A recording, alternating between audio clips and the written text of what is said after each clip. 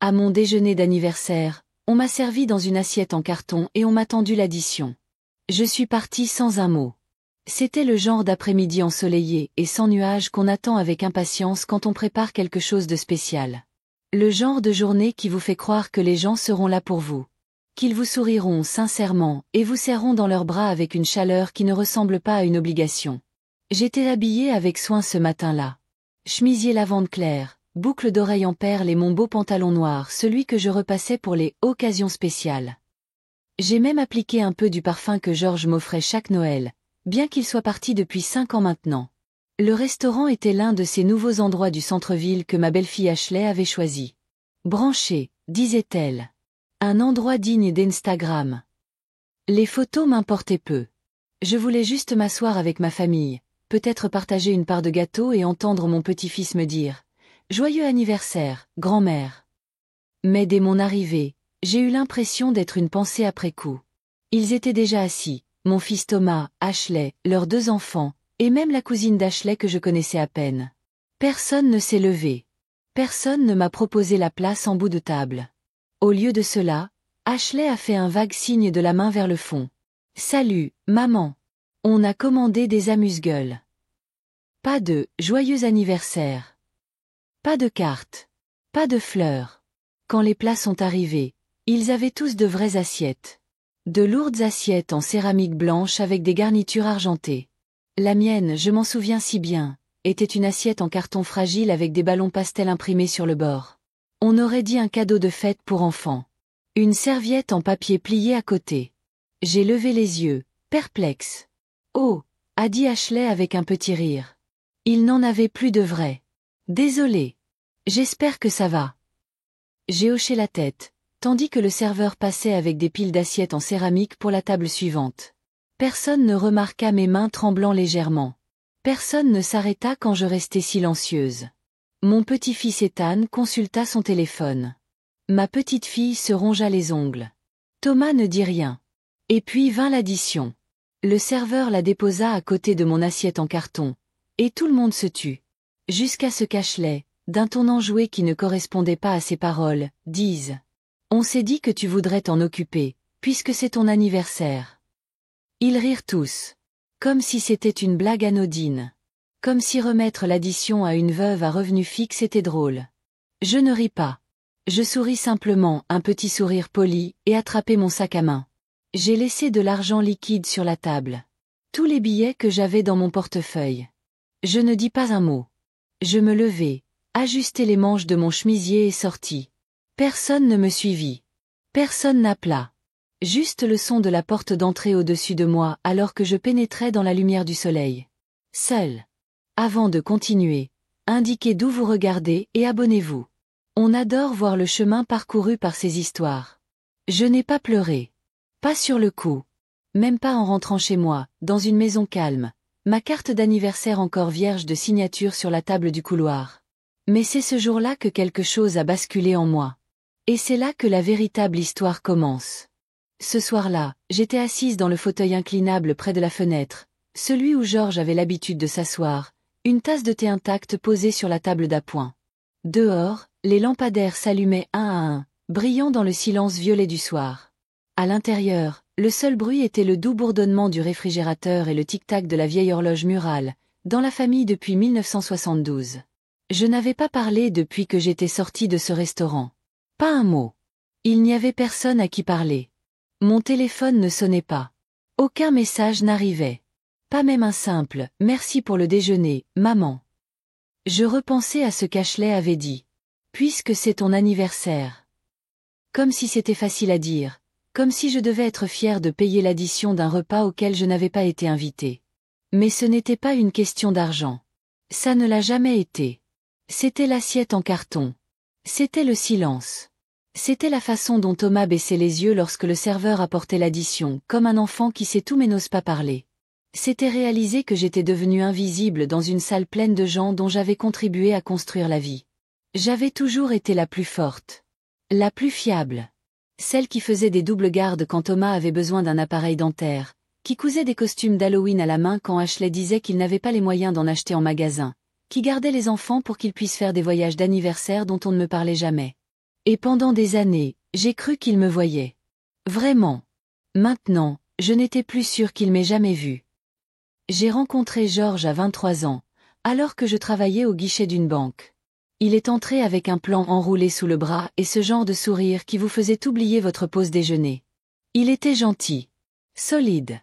Le genre d'homme qui s'essuyait les chaussures 2 fois avant d'entrer chez quelqu'un, juste par respect. Nous avons été mariés pendant 38 ans. Nous avons bâti une vie modeste ensemble. Nous avons élevé Thomas dans un foyer rempli d'amour, même lorsque l'argent était rare. Quand Georges est décédé d'une crise cardiaque soudaine à 64 ans, je me souviens avoir tenu sa main froide dans la chambre d'hôpital et lui avoir murmuré que tout irait bien. Que je resterais forte pour notre famille. J'y croyais quand je le disais. Mais personne ne m'avait dit que le deuil est silencieux. Qu'il ne renverse pas les choses ni ne gémit comme dans les films. Il décolore tout. Et les gens qui avaient promis d'être là cessent peu à peu de venir me voir. Après le décès de Georges, Thomas a insisté pour que je vende la maison. Trop d'espace pour toi, maman, a-t-il dit. Ashley a acquiescé. Et pense à l'argent que tu économiseras. C'est intelligent de vivre dans une maison plus petite. Alors je l'ai fait. J'ai vendu la maison que Georges et moi avions construite de toutes pièces, celle avec le cerisier du jardin et la véranda qu'il avait ajoutée rien que pour moi, et j'ai emménagé dans un modeste 2 pièces près de leur quartier. Il disait que cela nous rapprocherait. Qu'on se verrait plus souvent. Mais j'avais de la chance si je les voyais 1 fois par semaine. Parfois, je préparais une tarte et je l'apportais, pour finalement trouver la porte verrouillée et personne à la maison. Pas de réponse. Pas d'excuse plus tard. Ashley était toujours tellement occupée, et Thomas avait appris à l'imiter. Les enfants s'illuminaient en me voyant. Maintenant, Ethan levait à peine les yeux de son téléphone, et Lila était trop occupée à répéter des danses TikTok pour se souvenir de la dernière histoire que je lui avais racontée à propos de son grand-père. Je me suis dit un jour que ce n'était que des phases. Que la vie moderne allait vite et que chacun faisait de son mieux. Mais le jour de cet anniversaire, alors que j'étais assise sur une assiette en carton, regardant ma famille rire autour de moi comme si j'étais un invité parmi tant d'autres qu'ils avaient hâte de recevoir, quelque chose en moi s'est dénoué. Ce n'était pas de la colère. Pas encore. C'était quelque chose de plus discret. Un chagrin d'amour doux. De ceux qui ne font pas de bruit mais qui laissent un creux dans la poitrine, comme si on avait retiré quelque chose de précieux et qu'on l'avait jeté.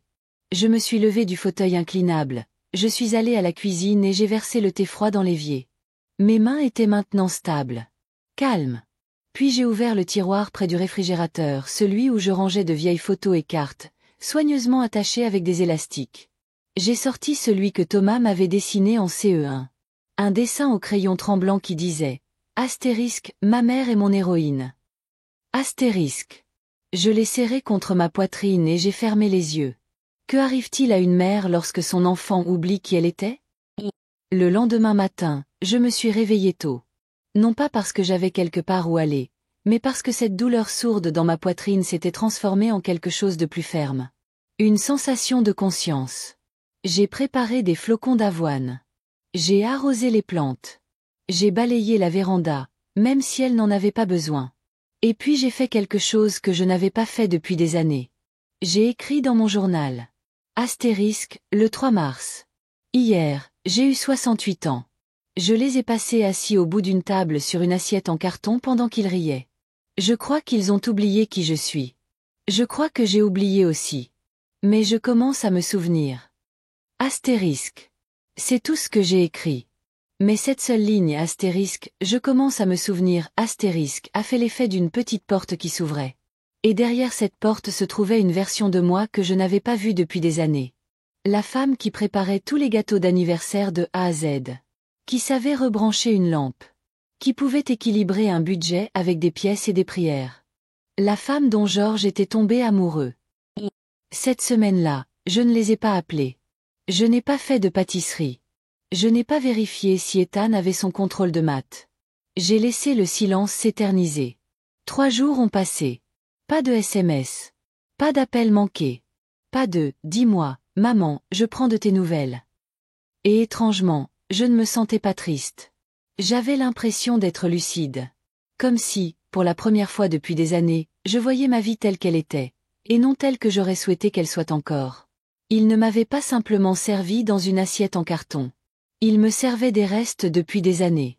Je ne l'avais simplement pas remarqué, trop occupée à croire que c'était encore un repas complet. J'ai commencé à faire quelque chose que je n'avais pas fait depuis la mort de Georges. Je me promenais. Juste de courtes promenades autour du pâté de maison au début. Puis un peu plus loin. Je saluais les voisins de la tête. Sentir les orangers en fleurs au coin de Maple et de la 5e.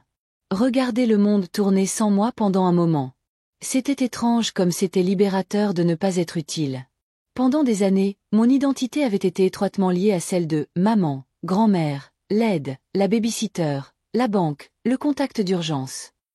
Mais lors de ces promenades, personne n'attendait rien de moi. J'étais juste une femme aux 12 boucles grises, marchant lentement et respirant profondément.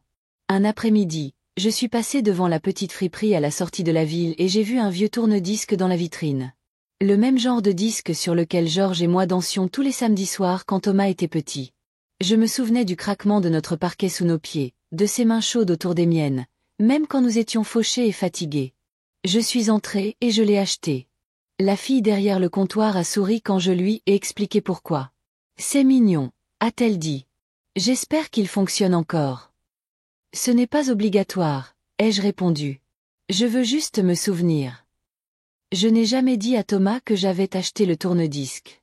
Je ne pensais pas qu'il comprendrait. Il me demandait pourquoi je dépensais de l'argent pour quelque chose de démodé. Pourquoi je ne m'achetais pas simplement une enceinte connectée ou ce qu'il faisait de plus en plus. Il me comprenait mieux. Quand il était petit, il m'apportait des pissenlits en disant que c'était des cadeaux du soleil. Il se blottissait contre moi pendant les orages. Il a pleuré quand Georges est allé à l'hôpital la dernière fois. Il m'a tenu la main et m'a dit « Ne me quitte pas aussi, maman ». Je ne l'ai pas fait. Je suis restée. J'ai maintenu la famille unie. J'ai payé ses études. J'ai cosigné son premier prêt immobilier. J'ai gardé ses enfants chaque été. J'ai tellement sacrifié ma vie que je n'ai pas remarqué que j'étais devenue invisible. Et le fait est que ça ne me dérangeait pas de me fondre dans le décor tant que je pensais qu'ils étaient heureux. Tant que je pensais avoir de l'importance. Mais ce déjeuner d'anniversaire m'a montré que j'avais cessé d'avoir de l'importance depuis longtemps. Une semaine s'est écoulée sans aucun appel. J'ai préparé un petit crumble aux pêches rien que pour moi et je l'ai mangé chaud, sorti du four, avec une boule de glace à la vanille fondant dans la croûte. J'ai écouté mes vieux disques. J'ai dansé, seul, les bras ballants dans le silence de mon salon. Et puis, un matin, j'ai entendu frapper à ma porte. C'était ma voisine, Madame Ellis, qui tenait un sac en papier craft. Juste quelques-uns de mes muffins au citron, a-t-elle dit. Tu avais l'air d'avoir besoin d'un peu de réconfort l'autre jour. Nous étions assises sur la véranda, sirotant du café dans des tasses dépareillées. Je ne lui avais rien dit, mais elle savait. Les femmes âgées n'ont pas besoin d'explications complètes. Nous avons lu le silence, les pauses, les regards baissés. Je me souviens quand mon fils a oublié mon anniversaire pour la première fois, a-t-elle dit en épluchant un muffin. Tu te sens bête de pleurer, mais tu pleures quand même. J'ai hoché la tête. Ce n'est pas le jour J. C'est ce que ça représente. Exactement. Nous n'avons pas beaucoup parlé. Mais sa présence suffisait, un rappel que je n'étais pas la seule mère à avoir donné tout son cœur et à n'avoir rencontré que le silence. Plus tard dans la soirée, je me suis retrouvée à faire défiler de vieilles photos sur ma tablette. Il y en avait une de Thomas à ses 10 ans, le visage barbouillé de glaçage au chocolat, tenant le jeu de Lego que j'avais acheté au prix de mes heures supplémentaires. Il souriait si fort que ses joues étaient gonflées comme des petites pommes. Il y en avait une autre de lui dans sa toge de remise de diplôme, me serrant fort dans ses bras, les yeux humides de joie. J'ai longuement regardé ces photos en me demandant, quand ce garçon avait-il disparu? Ou peut-être avais-je disparu la première? Peut-être qu'en devenant la fondation, je m'étais rendu facile à ignorer. Peut-être que plus j'agissais avec force, moins il se rendait compte que j'avais besoin d'attention en retour. Je n'arrêtais pas de feuilleter. Il y avait des photos de Georges et moi. De Noël en famille où j'avais tout fait, cuisiné, décoré, emballé les cadeaux pour tout le monde sauf moi. Et puis je suis tombée sur la photo de la semaine dernière. Un seul cliché du restaurant.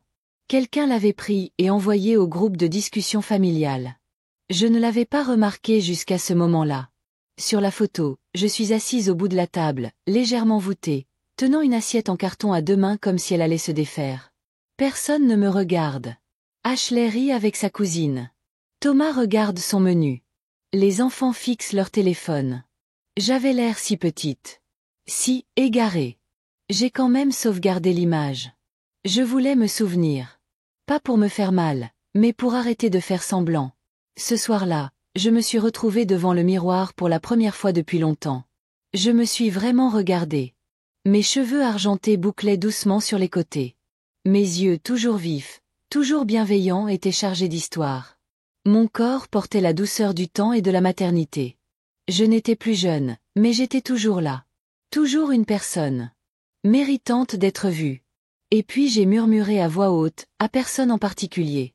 Je mérite mieux. Cela me semblait étrange, presque indulgent de le dire à voix haute. Mais je l'ai répété.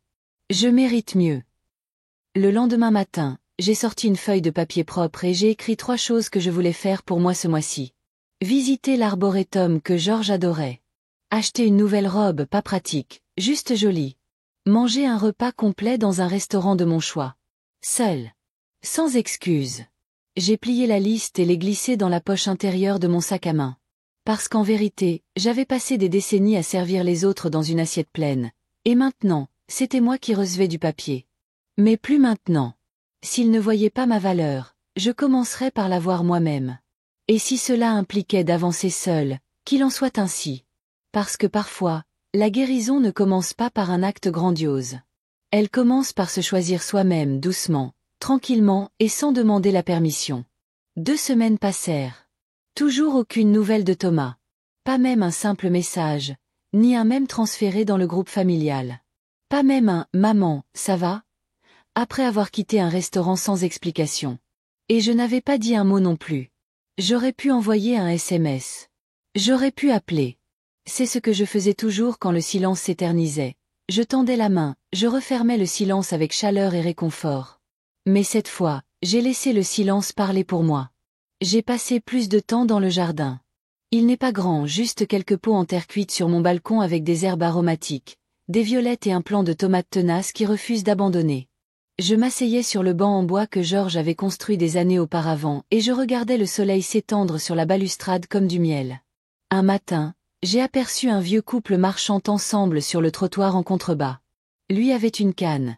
Elle portait un sac fourre-tout rempli de ce qui semblait être des livres de bibliothèque. Ils parlaient doucement, tous deux penchés, tous deux écoutants. Et cela m'a frappé plus fort que prévu, non pas de jalousie, mais de chagrin. De chagrin pour ce que j'avais perdu. Pour ce que je n'aurais plus jamais. Georges ne m'aurait jamais laissé m'asseoir avec une assiette en carton alors que d'autres avaient de la porcelaine. Il l'aurait remarqué. Il aurait échangé son assiette avec la mienne sans un mot. Ça me manquait d'être vu comme ça. Ça me manquait d'être la personne de quelqu'un. Cet après-midi-là, j'ai sorti un vieil album photo et j'ai tourné la page où Georges écrivait. Des notes griffonnées sous les photos, de minuscules flèches pointant vers des choses idiotes comme « la tarte brûlée de Linda », toujours la meilleure, ou « la première dent qui bouge de Thomas », qui a pleuré pendant 10 minutes. J'ai passé mes doigts sur l'encre et murmuré « Tu serais tellement déçu par lui ». Je me suis immédiatement senti coupable de l'avoir dit. Mais c'était vrai. Thomas n'était pas cruel. Il était juste, passif. Il refusait de troubler l'ordre établi, même lorsqu'il stagnait. Il laissait Ashley prendre les rênes de tout, les décisions, les priorités, même la façon dont il me traitait. Je ne crois pas avoir jamais vraiment reconnu à quel point cela me faisait mal. Il y a des années, alors qu'ils étaient encore en difficulté financière, j'avais discrètement remboursé le reste de leur prêt auto. Je n'en ai parlé à personne. Ashley venait d'avoir Lila, et Thomas s'inquiétait des trajets quotidiens avec un bébé et une voiture qui calait sans cesse. J'ai transféré l'argent directement au prêteur. La semaine suivante, il m'a dit « Il s'est passé quelque chose d'étrange, le solde a disparu ». J'ai juste souri et dit « C'était peut-être une erreur bancaire ». Il n'a jamais posé de questions. Il ne m'a jamais remercié. C'était le début du schéma. Donner en silence. Recevoir en silence. Et j'ai laissé faire, encore et encore, parce que je pensais que c'était ça, l'amour. Un dimanche, j'ai enfilé mon beau pull et je suis sortie. Il y a un café en centre-ville, Blue Oak, où Georges m'emmenait après la messe les matins frais. Ils avaient des scones frais, pas ce sec qu'on trouve dans les épiceries en vrac. Moelleux à l'intérieur, croûte dorée. J'en ai commandé un avec un pot d'Earl Grey et je me suis assise à la banquette près de la fenêtre, où la lumière du matin éclairait la table en marbre. Une femme à la table voisine s'est penchée et m'a dit « Tu es ravissante ». J'ai cligné des yeux. « Oh. Merci. » Elle a souri. « J'aimerais que ma mère s'habille comme ça. C'est agréable à voir. » Nous avons échangé nos noms, elle s'appelait Patrice, et avons discuté brièvement. Elle était gentille, observatrice. Elle m'a demandé ce que je faisais, et j'ai hésité un instant avant de dire « En ce moment ? J'apprends à me mettre en avant. » Elle a ri et a fait teinter sa tasse de thé. Un noble métier. Ce fut une brève conversation, d'accent grave peine 10 minutes. Mais en rentrant chez moi, j'avais l'impression de sortir d'un dîner chaleureux et joyeux. La différence entre être toléré et être apprécié est la nuit et le jour. Et pour une fois, je ne me contentais pas du crépuscule. De retour à la maison, je suis passé devant la table de l'entrée où la dernière carte d'anniversaire était restée intacte. Pas celle qu'ils avaient, il n'y en avait pas, mais une que je m'étais achetée. Cela peut paraître étrange, je sais. Mais il y a quelques années, après le décès de Georges, j'ai commencé à acheter ma propre carte d'anniversaire. J'y écrivais un mot. Une promesse. Une prière. Un rappel. Je l'ai ramassé, j'ai déchiré le sceau et j'ai lu ce que j'avais écrit une semaine avant mon anniversaire. Chère Linda, tu as toujours été suffisante. Même quand ils oublient. Même quand ils rient et ne se retournent pas. Tu n'es pas définie par qui te voit, seulement par qui tu choisis d'être. Je t'aime. Ce soir-là, juste avant de me coucher, j'ai entendu un bip sur mon téléphone. Un message de Thomas. Thomas, dis-moi, maman, pas de nouvelles. Tout va bien. C'était tout. Aucune mention du déjeuner. Pas de « joyeux anniversaire en retard ». Pas de propriété. Juste un petit coup de pouce poli. Je fixais l'écran, le pouce en l'air. Je pouvais répondre. Je pouvais apaiser. Je pouvais combler le fossé, comme toujours. Au lieu de cela, j'ai éteint le téléphone. Sans vouloir être cruel. Mais parce que parfois, le silence est le seul langage que l'on comprend quand les mots manquent. Les jours suivants, quelque chose a changé en moi. J'ai recommencé à écrire un journal, chaque matin avec mon thé. De petites choses. L'odeur de l'air. Une nouvelle pousse sur le plant de tomates. Un rêve dont je me souvenais. J'ai même trouvé un vieux coffret de peinture enfoui au fond de mon placard. Georges me l'avait acheté l'année où nous avions transformé le garage en atelier. Pour quand on a du temps pour soi, avait-il dit. Je ne l'avais jamais ouvert. Jusqu'à maintenant. J'ai étalé les pinceaux sur la table, j'en ai trempé un dans un bleu doux et j'ai fait mon premier coup de pinceau sur la toile. Il était tremblant. Incertain. Mais il était à moi. Certains pensent que la liberté vient avec un billet d'avion ou une grande aventure. La mienne est venue d'un coup de pinceau.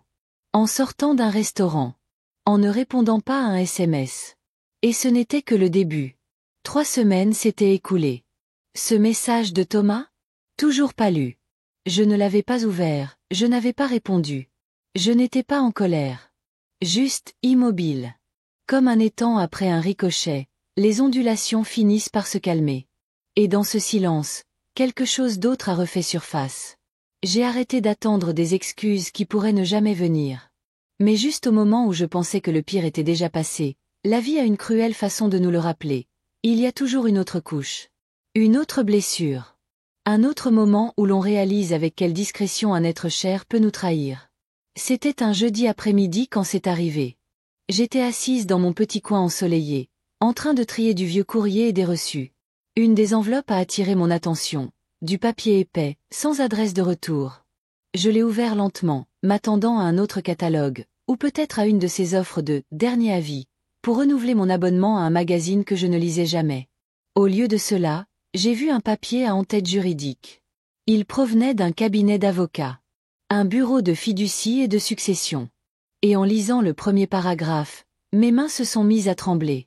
C'était un avis officiel. Ashley et Thomas refinançaient leur maison, celle que je les avais aidés à acheter. J'avais cédé une partie de mon propre fonds de retraite il y a des années pour les aider à obtenir l'acompte.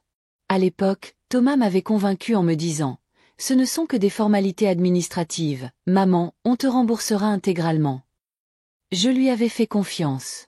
Je les avais crus. Mais dans les documents de refinancement, il n'y avait aucune mention de moi.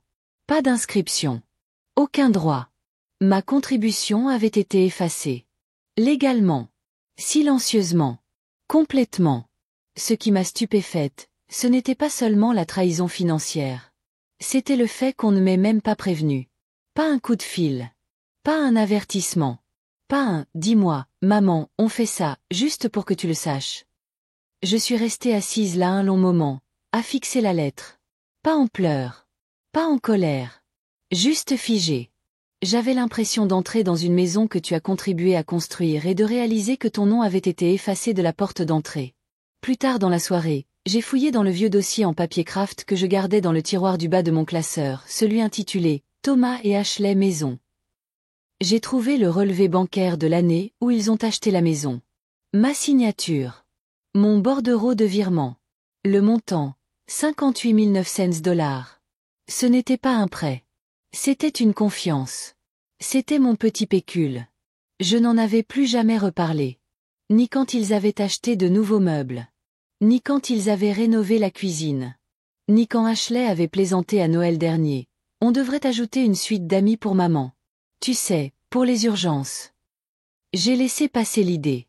Encore et encore. Mais je réalisais maintenant qu'il n'avait jamais eu l'intention de me considérer comme un partenaire dans cette décision. Je n'étais pas un co-investisseur. J'étais le plan de secours.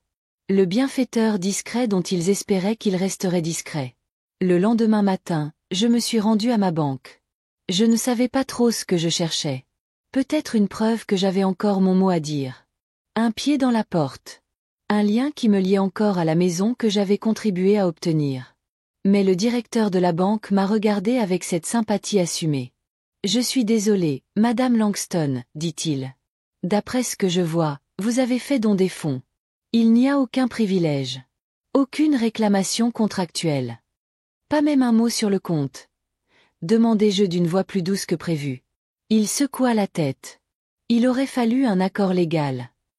Je souris, plus amer envers moi-même que quiconque. Bien sûr, dis-je. Quelle idiote de croire que la confiance suffisait. Je rentrai chez moi plus lentement que d'habitude. Je m'arrêtai pour m'acheter un tournesol chez le marchand du coin. J'avais besoin de quelque chose, n'importe quoi, pour me rappeler que j'avais encore de la valeur. Que je n'étais pas qu'un nom oublié sur un document oublié. En rentrant, je me suis regardée devant le miroir, la fleur à la main, et j'ai dit à voix haute. « Vous n'êtes pas idiote. Vous avez été gentille. C'est différent. » Et j'y croyais. Presque. Ce soir-là, j'ai allumé une bougie pour Georges. Je n'avais pas fait ça depuis longtemps. Mais j'avais besoin de parler à quelqu'un qui aurait compris. Quelqu'un qui n'aurait pas laissé cela arriver.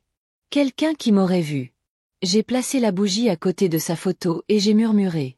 Ils m'ont effacé, mon amour. Comme si je n'avais jamais fait partie de tout ça.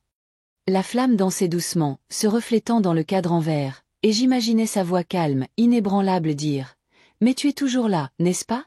Et ça veut dire que tu peux écrire la suite. » C'est à ce moment-là que j'ai compris quelque chose. Il ne s'agissait pas seulement d'être effacé des papiers. Il ne s'agissait pas seulement d'argent. Il s'agissait de dignité. D'être reconnu. De connaître sa valeur même quand d'autres décident qu'il est plus facile de l'oublier. Il pouvait réécrire les documents. Mais il ne pouvait pas réécrire la vérité. Et la vérité était la suivante. Il devait tout à une femme qu'il traitait désormais comme une note de bas de page.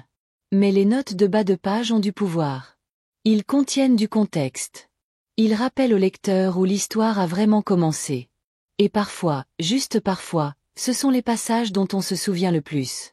Je n'ai pas appelé Thomas ce soir-là. Je n'ai pas écrit de message à Ashley. Mais j'ai fait autre chose. J'ai sorti mon propre testament. L'ancien. Celui que je n'avais pas mis à jour depuis le décès de Georges. Il mentionnait toujours Thomas et les enfants comme principaux bénéficiaires. Je les regardais longuement et attentivement. Et puis, lentement, délibérément, je les déchirai en deux. Pas par méchanceté. Par souci de clarté. Parce que s'il pouvait retirer mon nom de ce que nous avions construit ensemble sans même me le demander. Alors j'avais le droit de choisir ce que je léguerais, et à qui. Et c'est exactement ce que j'avais l'intention de faire. Le lendemain matin, j'ai pris rendez-vous avec une nouvelle notaire spécialisée en succession. Une femme plus jeune que je ne le pensais, au regard chaleureux et à la poignée de main ferme. Son bureau sentait le thé à la cannelle et la lavande, et j'aimais ça. C'était humain. Cela ne sentait ni la stratégie froide ni l'arrogance comme certains cabinets d'avocats où j'avais mis les pieds avec Georges des années auparavant. Je lui ai remis les restes déchiquetés de mon ancien testament dans un sac plastique, presque gêné par le drame. J'ai besoin d'un nouveau départ, ai-je dit d'une voix posée. Pas par vengeance. Juste par respect pour moi-même. Elle hocha lentement la tête. Raconte-moi tout. Et je le fis. Je lui parlais de la maison. De l'argent. Du silence. Des documents de refinancement dont je n'étais jamais concerné. Du déjeuner d'anniversaire. De l'assiette en carton. Elle ne m'interrompit pas. Elle n'avait ni l'air choqué ni condescendant. Elle écouta simplement, vraiment, comme on le fait quand on est habitué à voir ce que les autres négligent. Quand j'eus terminé, elle prit une grande inspiration et dit « Assurons-nous que le prochain chapitre de ta vie t'appartienne. » La semaine suivante, je rassemblai mes documents. Détails de mes comptes. Titre de propriété. Copie du transfert que j'avais effectué pour aider Thomas et Ashley à acheter leur maison. Je n'y avais plus aucun droit maintenant, je le savais, mais je voulais que le Nouveau Testament reflète ce que j'avais donné. Ce que j'avais sacrifié. Je ne voulais pas les effacer complètement. Je ne voulais simplement plus qu'ils soient la norme. Au lieu de cela, je pensais à Patrice du café. À Madame Ellis, la voisine. Ma cousine Ruth, qui prenait de mes nouvelles chaque semaine depuis le décès de Georges. Et, plus surprenant encore, la concierge de mon église, Héloïse, veuve comme moi, qui déposait discrètement des fruits frais sur mon porche tous les mardis, au cas où tu n'aurais pas envie de cuisiner aujourd'hui. Ceux qui avaient donné sans jamais recevoir.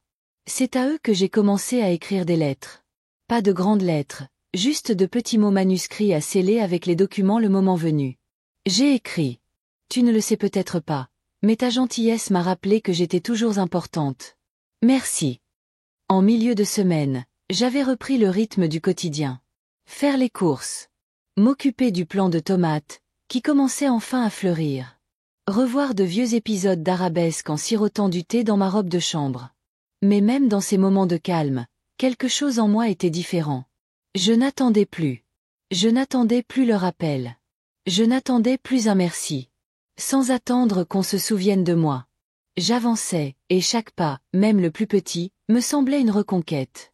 Mais la vie, comme souvent, n'avait pas fini de m'instruire. Pas encore. Samedi matin, on a sonné à ma porte. Je n'attendais personne.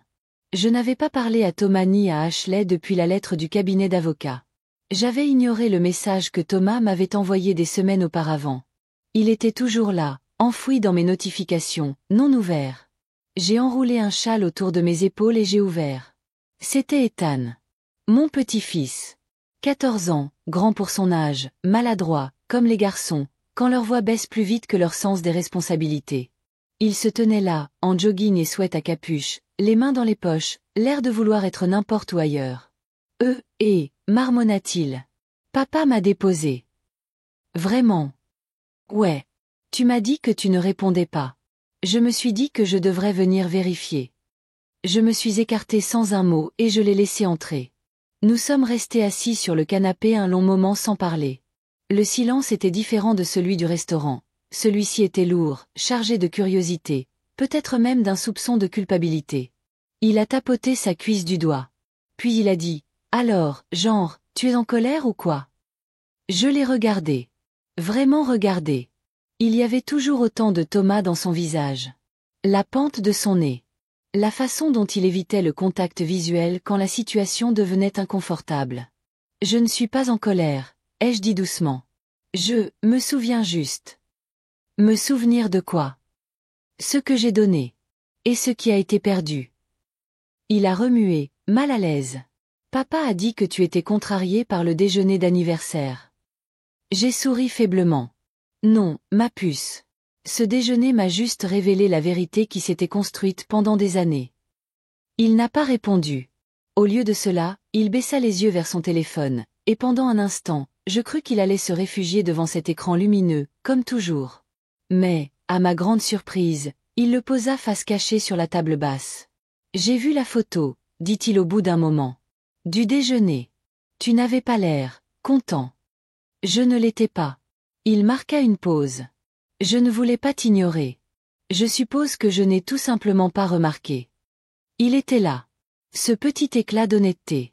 Ce fil conducteur rare et fragile. Je sais, murmurai-je. Mais ça fait quand même mal. Il hocha la tête. Lentement. Et puis il dit quelque chose que je n'oublierai jamais. Je crois qu'on s'est tous habitués à ta force. Genre, que tu allais toujours bien. Alors peut-être qu'on pensait que tu n'avais besoin de rien. Je retins mes larmes. Non pas à cause des excuses, ce n'était pas tout à fait ça, mais parce qu'il avait nommé ce que j'avais enfoui au plus profond de moi. Il ne m'avait pas vu parce que je leur avais appris à ne pas regarder. Quand il partit plus tard dans l'après-midi, je ne lui demandai pas de revenir bientôt. Je ne lui demandai pas de promesses ni de câlins. Je dis simplement, merci d'être venu, Ethan. Et il répondit, je suis désolé, grand-mère, de ne pas avoir remarqué avant. De petites fissures. Le début de quelque chose. Pas le pardon. Pas encore. Mais la prise de conscience. Ce soir-là, j'ai sorti mon journal et j'ai écrit. Une deuxième trahison blesse différemment. Pas plus profondément. Juste, de côté. Elle ouvre tous les endroits que l'on croyait déjà guéris. Mais peut-être aussi qu'elle nous montre où il faut se renforcer. Non pas pour durcir, mais pour protéger les parties qui souffrent encore. Puis j'ai signé. Pas seulement maman ou grand-mère. Juste Linda. Parce qu'elle comptait aussi. La semaine suivante, j'ai pris ma décision. Ce n'est pas venu dans un accès de colère, ni en larmes, ni même dans un moment dramatique. C'est venu dans le calme d'un mercredi matin, après avoir plié le linge, mis une casserole de haricots à mijoter et arrosé le dernier brin de romarin fané de mon jardin. Je me suis assise à table avec une tasse de thé, la vapeur s'élevant en douces volutes, et j'ai murmuré au silence de la pièce. J'en ai fini. Fini d'espérer qu'il change. Fini de me rapetisser. Fini d'attendre qu'il se souvienne de moi. Ce n'était pas de l'amertume. C'était de l'acceptation. Pendant des années, j'avais porté tout le monde financièrement, émotionnellement, et même spirituellement.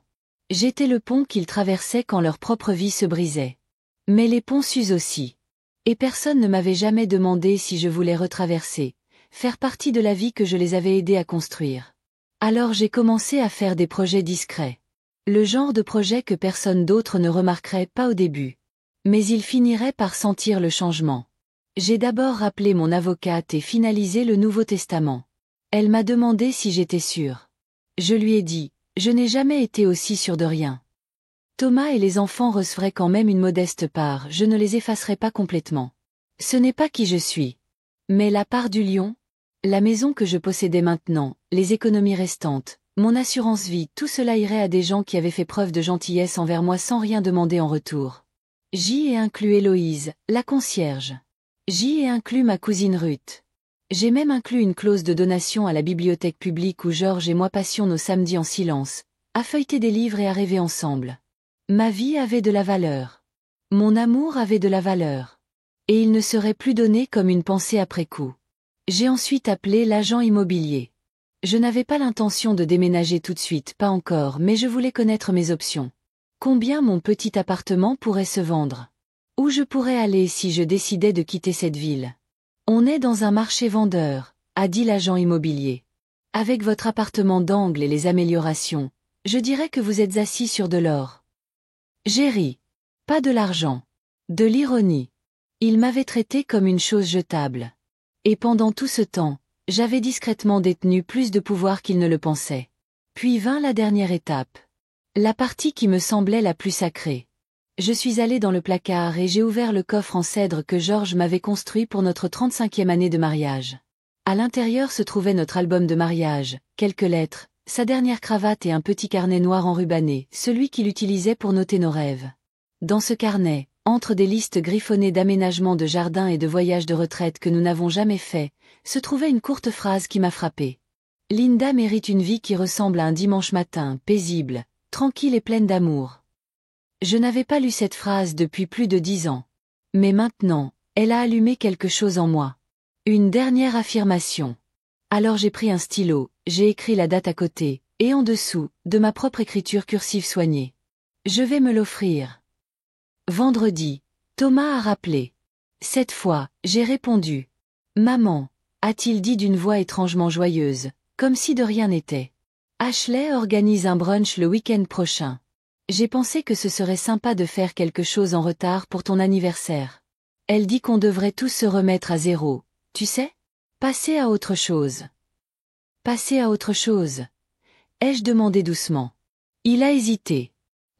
Ce qui s'est passé au restaurant. Elle ne voulait rien dire.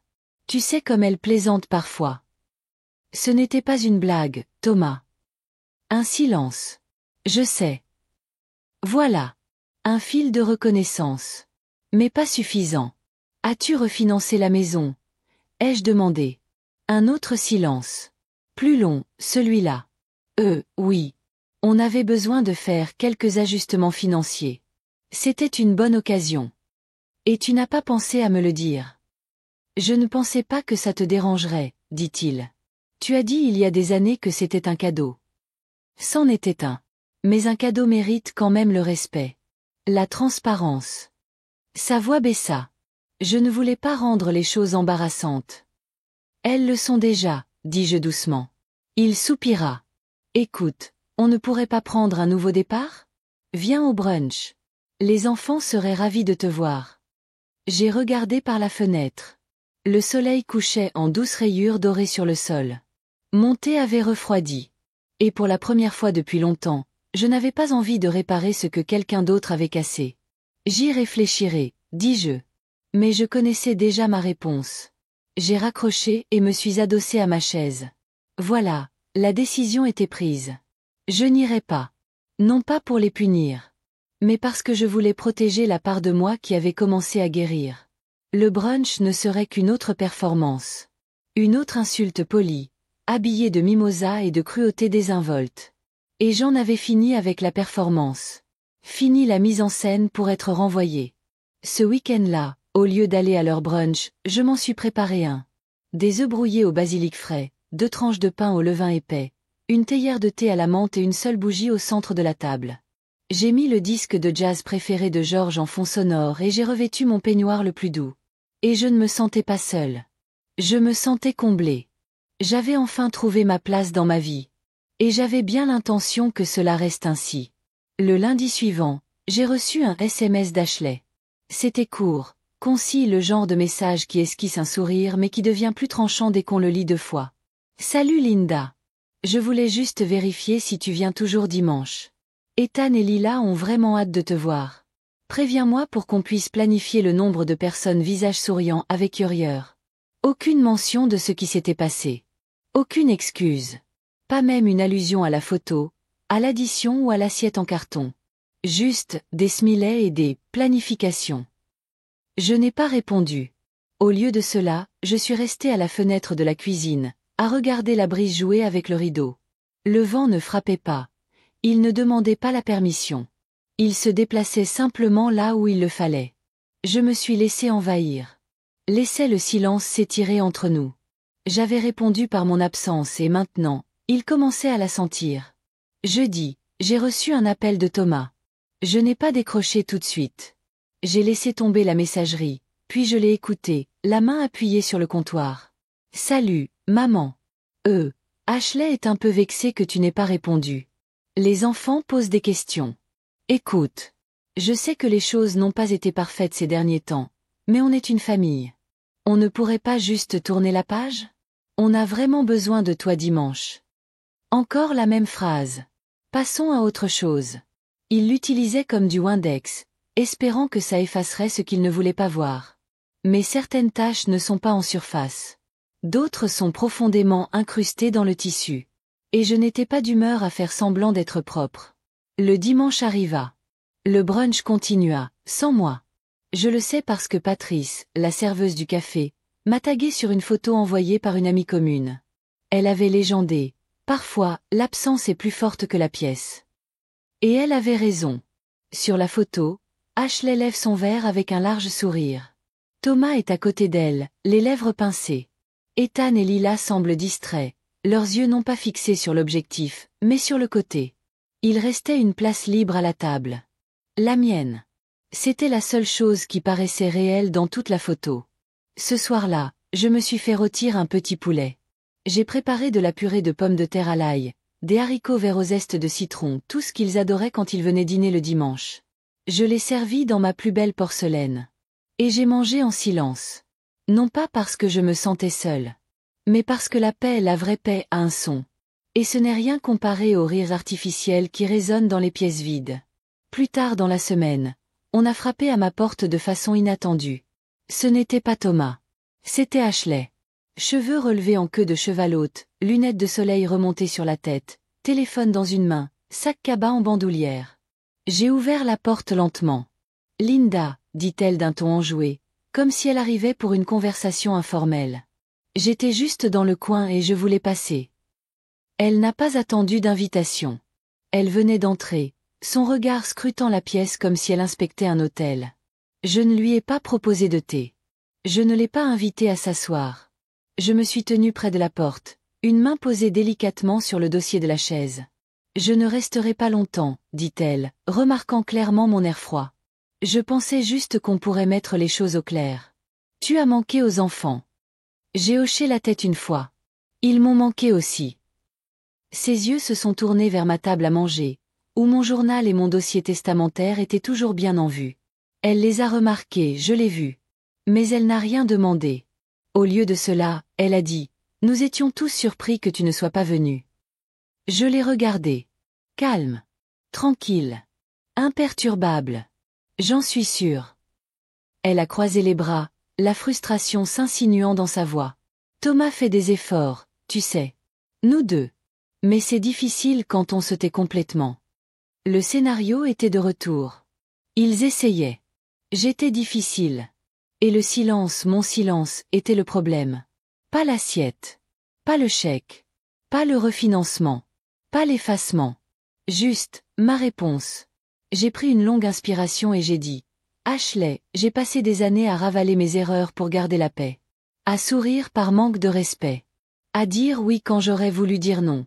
Mais je ne le ferai plus. Elle a cligné des yeux. Ce n'est pas une question d'assiette. Non, ai-je dit. C'est à cause de toutes les fois où on m'a fait sentir que je ne comptais pas. Cet anniversaire a tout simplement rendu impossible de l'ignorer. La bouche d'Ashley s'est pincée. On ne voulait pas te faire de mal. J'y crois, ai-je dit honnêtement. Mais l'intention n'efface pas l'impact. Elle n'a pas réagi.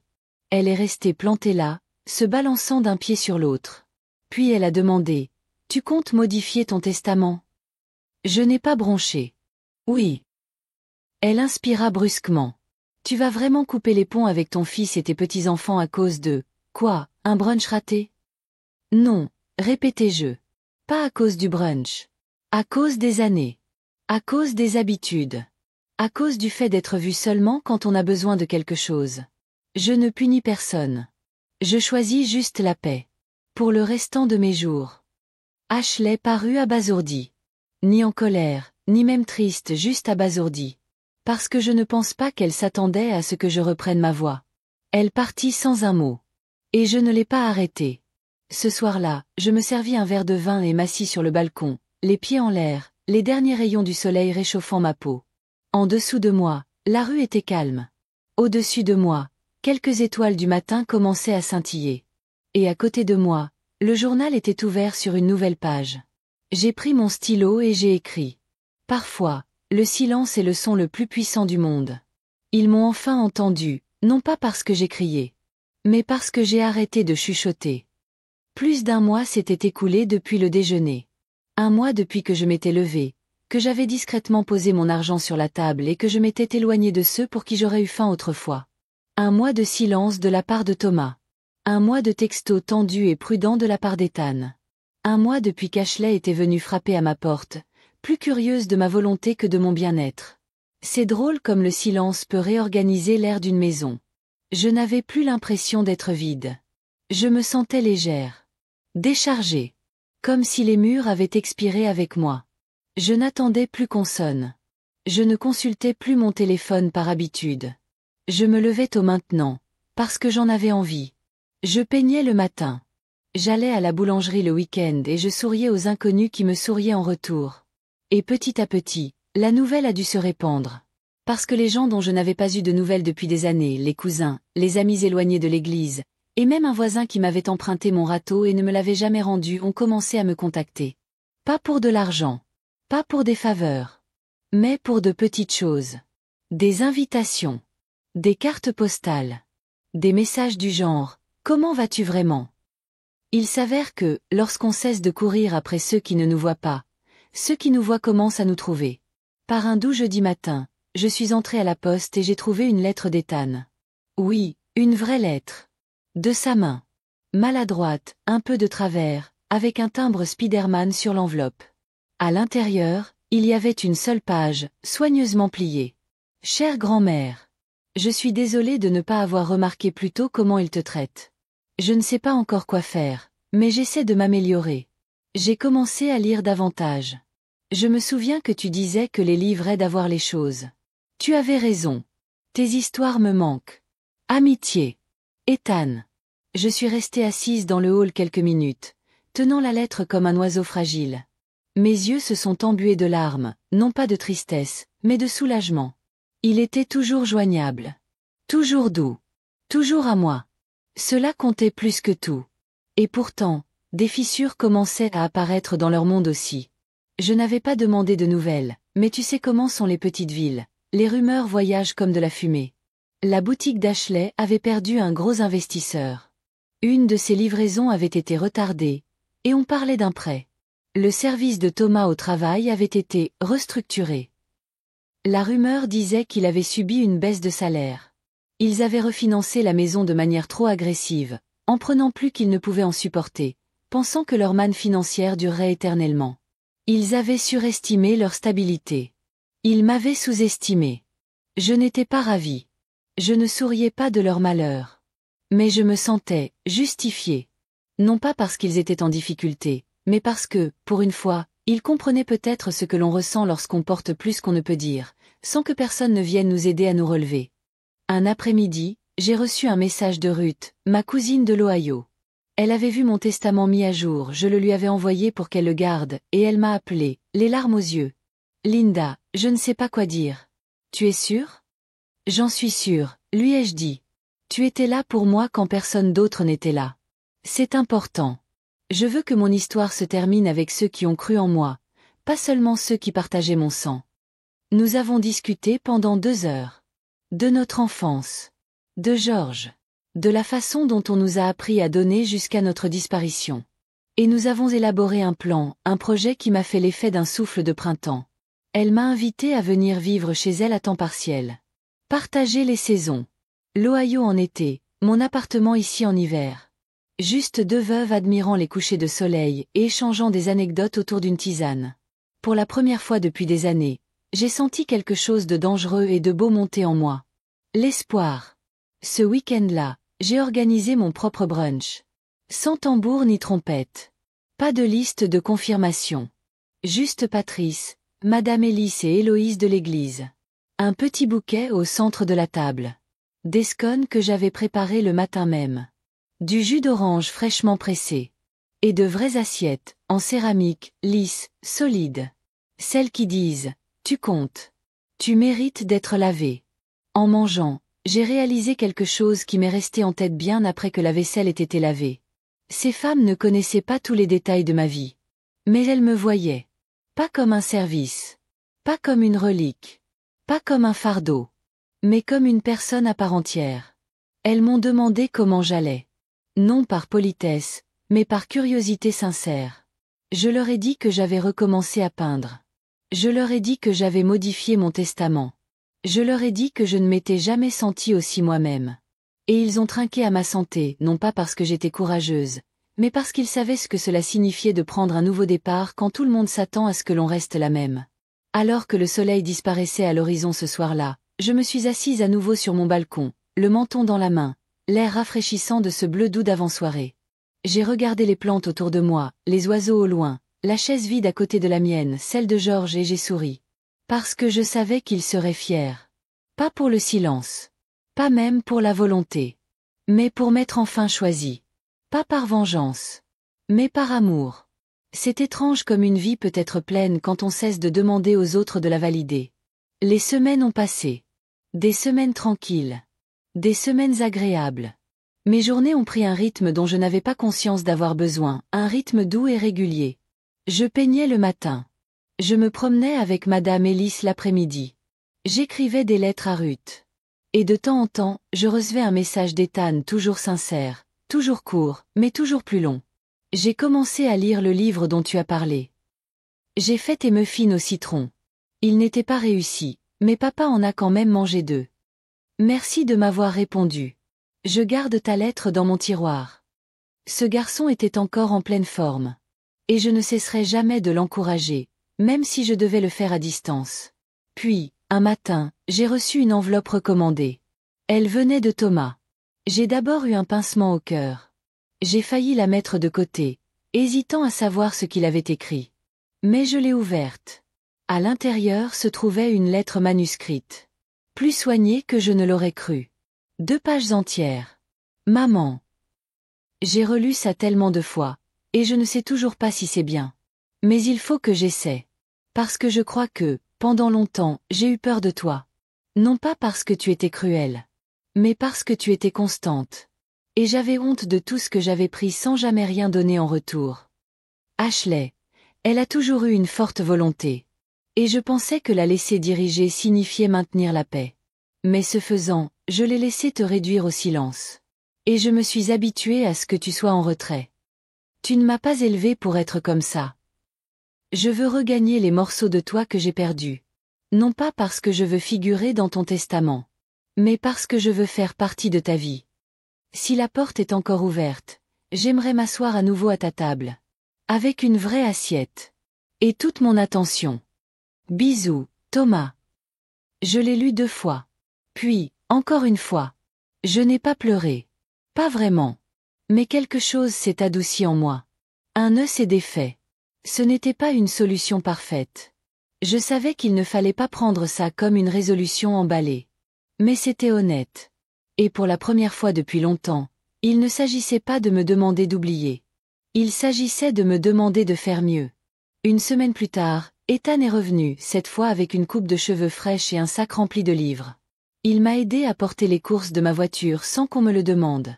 Il est même resté déjeuner, pas collé à un écran, pas à moitié distrait, juste présent. À la fin du repas, alors qu'il débarrassait les assiettes, il m'a regardé et m'a dit « Papa a peur que tu ne lui pardonnes jamais. » J'ai haussé un sourcil. « Il t'a envoyé ici pour dire ça ?» Ethan a secoué la tête. « Non. Je suis venu parce que je le voulais. Je pense juste qu'il a peut-être besoin de savoir qu'il n'est pas trop tard. » J'ai regardé ce garçon devenir un homme, et j'ai vu dans ses yeux quelque chose que je n'avais pas vu dans ceux de Thomas depuis des années. De l'humilité. Peut-être même de la guérison. Plus tard dans le mois, j'ai posté une lettre. Pas longue. Juste assez. Thomas. Je te comprends. Commençons par là. Pas le passé. Pas la culpabilité. Pas les attentes. Juste là. Maman. À l'automne, Ruth est venue me rendre visite. Nous passions nos matinées à marcher le long du sentier du lac et nos soirées à regarder des jeux télévisés, des couvertures sur les genoux. Elle m'a aidé à réorganiser le grenier. Nous avons trouvé de vieux albums photos, des lettres de Georges, et même quelques dessins d'Ethan bébé. Un soir, autour d'une tasse de thé, elle m'a dit « Tu as l'air différente, Linda. » Comment ça? Plus légère. Comme quelqu'un qui a arrêté de porter ce qui ne lui appartenait pas. J'ai souri. Parce qu'elle avait raison. Ashley ne m'a plus jamais contacté. Pas vraiment. Elle m'a envoyé un bref remerciement lorsqu'elle a appris que j'avais réservé une petite partie de mes biens aux enfants. Mais c'était formel. Distant. Le genre de message qui dit « J'accepte, mais pas « Je comprends ». Et ce n'est pas grave. Certains apprennent. Certains laissent passer des occasions. Mais quoi qu'il en soit, j'avais arrêté d'attendre que cela ressemble aux excuses que je pensais mériter. J'avais appris que la paix n'exige pas la perfection. Juste de l'espace. Et des limites. Et la vérité.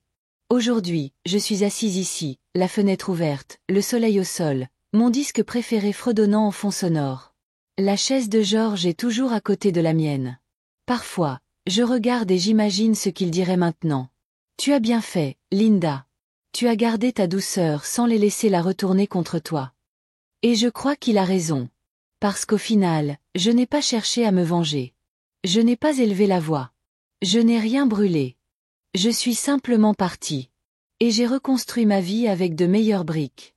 Des briques plus solides. Des briques plus légères. Des briques qui étaient les miennes. Alors oui. À mon déjeuner d'anniversaire, on m'a servi dans une assiette en carton et on m'a tendu l'addition. Je suis partie sans un mot. Mais maintenant, je suis assise à une table que j'ai construite de mes propres mains. Les assiettes sont vraies. La paix se mérite. Et la femme en bout de table? Elle sait exactement ce qu'elle vaut.